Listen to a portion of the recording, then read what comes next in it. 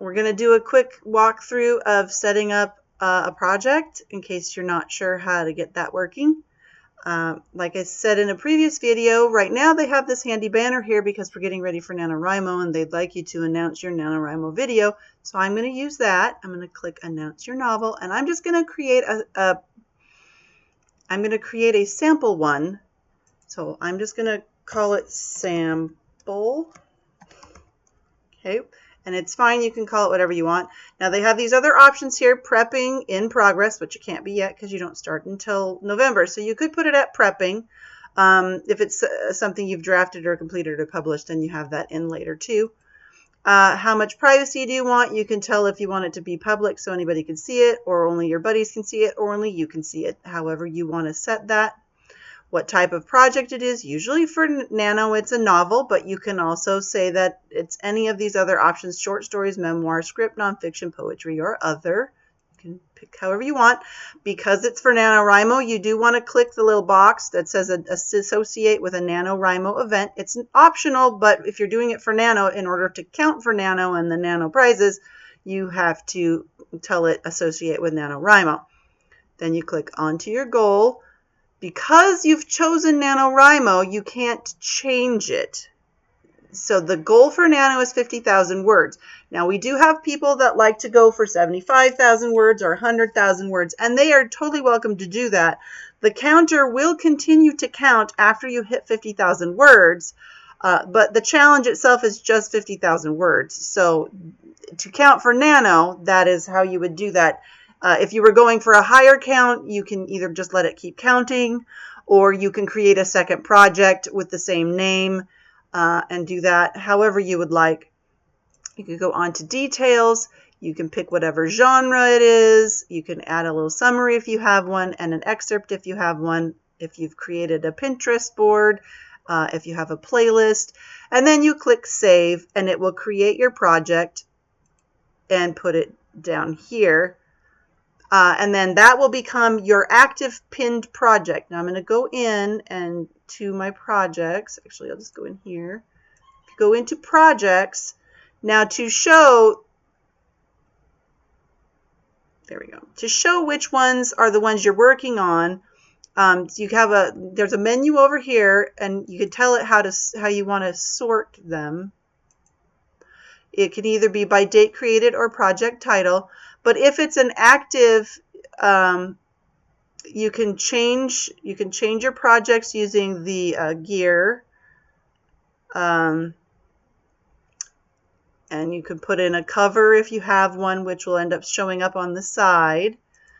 If you are continuing a project, you can use now the same project, and you can just create a new goal for said project.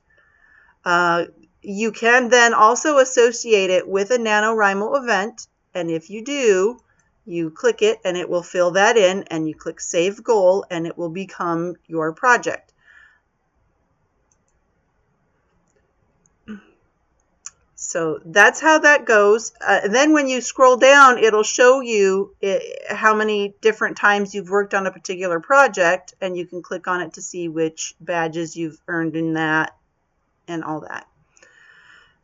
So that's how you do the projects and how you set up a project, and you can edit them as much as you would like. Once you're inside them, you can change whether it's drafted. Now you have your goals in here that you've done, and you can also tell it to show all goals, show active goals, or show past goals. And then say I go inside, then you can see all your stats in here. Now if you want to be working on more than one project at a time, you can also do that. There's a drop down menu, and you can tell it which project, and you can switch between them here, or you can click on them. You can talk about whether you're doing more, in my case, more edits, or if it's for NaNoWriMo, or if you did it for camp and you're doing it for Nano again, you can put that in here. So you can look back at your past history, how many times you've worked on a particular project, and update it as often as you want now. So that's helpful and handy. Okay. If you're back under the projects section, then that's where you can look at all of your past projects. It ported each one over from the old site as individual projects. I'm not sure that there's a way to actually blend those all together now. So if you have the same project with multiple different names, I don't think you can combine those. However, if you want to do like I just showed and continue working on a project with a new goal, you can certainly do that. Just keep clicking on the same one and then create a new goal for that project, just like you did a regular goal, and then you set your dates. Whether you're now right now they only have it set for words.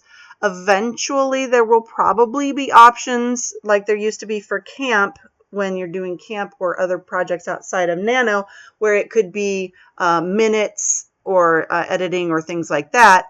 But in the meantime, there is a page on the site that shows for a quick hint about how to convert that, even though it says words. If you're working on a different project, go into Writer's Resources and Camp Nano. And then if you scroll down, they have a number of resources here that you can look at. But it says, can I make goals that track something other than words? Right now it only supports word count. They're working on restoring the function for other goals. But you can use this handy little chart that talks about either using the editing goals, tracking the number of words you want to edit on a page, or time goals, 60 minutes equals 1,800 minutes, so 1,800 word goal. Or a page goals, if the average word of a per page of a script is 250, you can take your page count total and multiply that by 250 as a way to try to change the goal to fit, even though the only option currently is words. But eventually they will change that and you will be able to add other options. During Nano, though, you're only doing words and it's 50,000 words, so that's already set for you. I'll go back to the main site. So hopefully that answers any questions you might have. If you have more, feel free to leave them in the comments or send an email to the SockMonkey email or come onto the site and ask them. That would be great. Thank you.